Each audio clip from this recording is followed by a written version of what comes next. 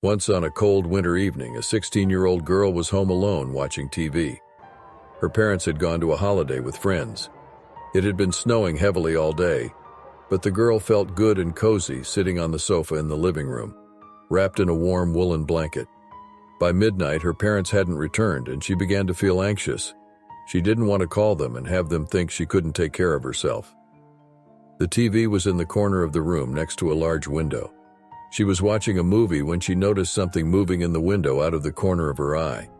In the darkness amidst the falling snow, she saw the figure of a man walking toward her. As he approached, she could make out his face. It was covered in scars, and his lips were stretched into a sinister grin. Terrified, the girl froze, not daring to move.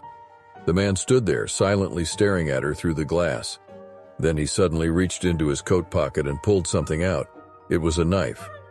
Unable to bear it, the girl grabbed the phone from the table next to the sofa, dialed the police number, and held her breath, waiting for a response.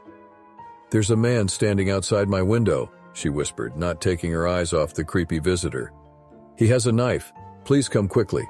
My address is—" She sat still as minutes passed. The man outside the window continued to stand and stare directly at her.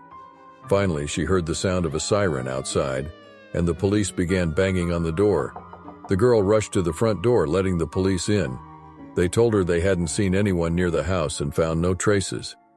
"That can't be," the girl said, pointing to the window. "He was just standing there when you knocked. You couldn't have missed him." "That's impossible," the officer said. There was no one, and the snow was undisturbed. With this much snow, even if someone was there, they would have left clear footprints.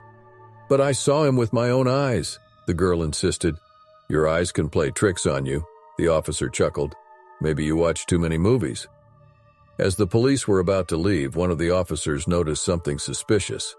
He furrowed his brow and circled around the couch where the girl was sitting.